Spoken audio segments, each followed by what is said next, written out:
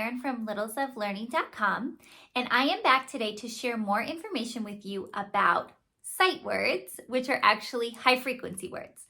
So if you've seen any of my previous videos on this topic, you already know this. But what most people refer to as sight words are actually high frequency words.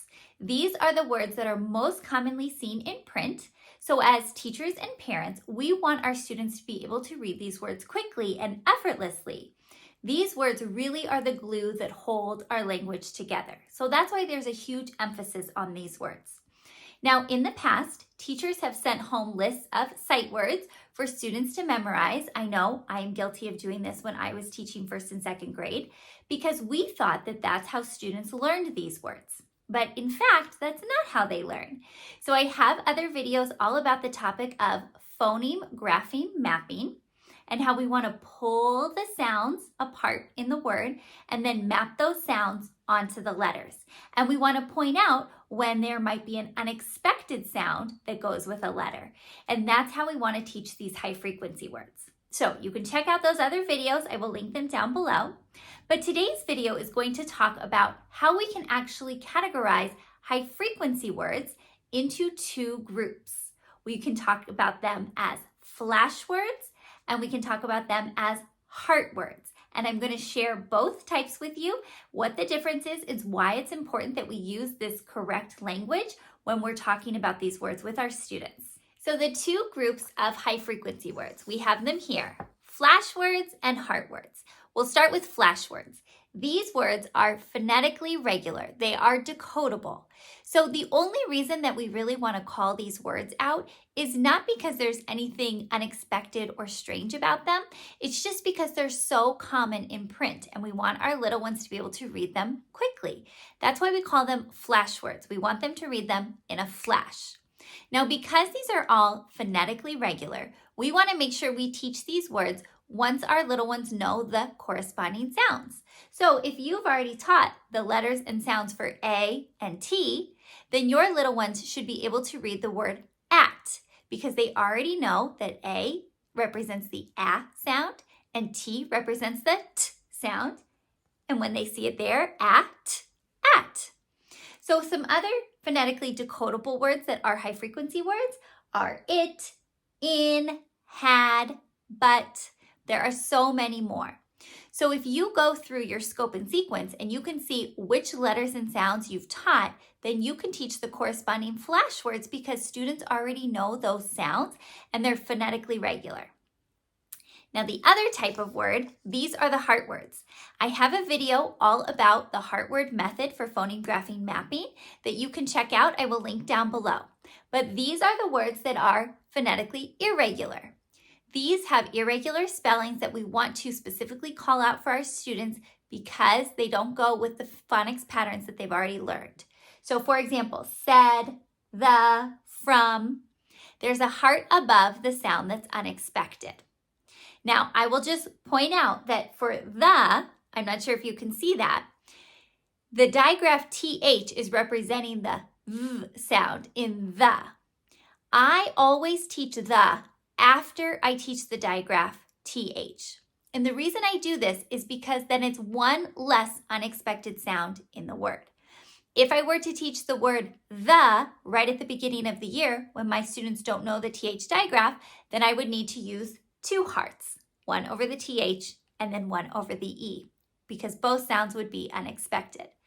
So I always go through my phonics scope and sequence and I see which sounds I'm teaching and I try to teach the high frequency word after I've taught that sound so that there's less unexpected sounds. Now that leads me into these last two words that are listed, see and for. Both of these words have phonics patterns that students are going to learn eventually in first or second grade. But if you're teaching these words before students have learned those phonics patterns, that's why they're taught as heart words. So in C, the two E's represent the long E sound. If your students haven't learned that, they would need a heart above that to remind them it's unexpected. And for for, if they haven't learned R-controlled vowels yet, they don't know that OR represents or, you would have to put a heart there. Now I put an asterisk next to both of these because these will eventually become flash words. If you were to wait to teach these until after you've taught those phonics patterns, then they would become flash words. But the problem is that many teachers are teaching these words before they teach the phonics patterns, so that's why we have so many heart words. It's really up to you, but I would recommend going through your scope and sequence and doing your very best to teach high frequency words after you've already taught those corresponding sounds. That way there are less high frequency words with hearts. It's not always possible, especially for some of these patterns that aren't going to be taught until 1st or 2nd grade, and you need your students to know these words in kindergarten. Totally understand. But there are a lot of high frequency words that start out as heart words, even words like he and she. They are eventually going to become flash words once students understand about open syllables. And there are words that have the z sound spelled with the letter S, like is. They might start out as heart words, but then once students learn that the z sound can be spelled with S or Z, then that's going to become a flash word because it's phonetically regular. So you can see there's a benefit to teaching high frequency words after you've taught certain phonics patterns, so you have less hearts and less for them to memorize by heart. So as you can see, it's really helpful to use the correct terminology with students so that they understand what the difference is between these high frequency words. First of all, for teaching them that high frequency means words that we're going to see over and over again, I think is really helpful. But then showing them the flash words are words they can decode, just like a CVC word, and that the heart words are words that maybe they need to memorize a part by heart, a sound that's unexpected, so they can slow down and pause and think about what that unexpected sound is, I think is really helpful. Now, for the heart words, like I said, some of them are going to become flash words, but some of them aren't. There are some heart words that will always be heart words because they have an unexpected spelling. Now, some of these words have really cool histories in why we spell the word the way we spell it versus the way we say it. It might have some really cool background in history that maybe we find fascinating. I'm not sure if all of our students do, but some of them are going to stay irregular forever. Now, I have an article here from readingrockets.com. I'm going to link it down below. And they took high frequency words and they actually sorted them by phonics pattern, which is so cool because once they did that, they only have 37 heart words that don't fit any spelling pattern. Just 37, I think, out of 220.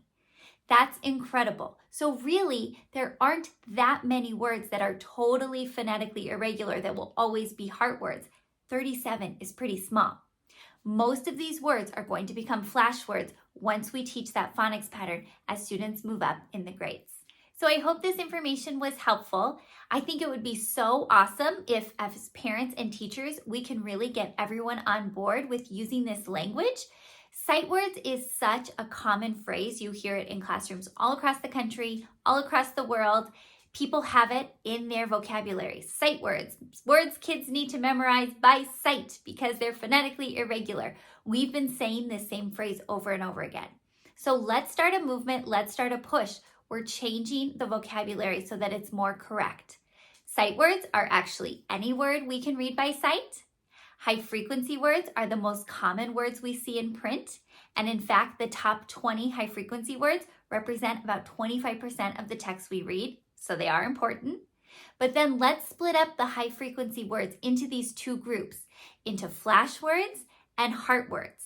That way parents understand more clearly what their child is learning in school, that flash words should be decodable based on what their child has already learned, and that heart words are going to have an unexpected part, but maybe only 1 or 2 unexpected parts, and maybe it'll eventually become a flash word. Let's start using the correct terminology, and I really think it's going to help our students, it's going to help our literacy rates, and it's just going to be a positive move forward as we're teaching kids based on the science of reading. So if you have any questions about this information that I shared, please comment down below. You can also find me on my website, littleslovelearning.com. I'd love to talk with you more about this, hear your opinion and your perspective on if you're ready to make the shift to flash words and heart words that are 2 types of high frequency words. Until the next video, have a great day. Bye.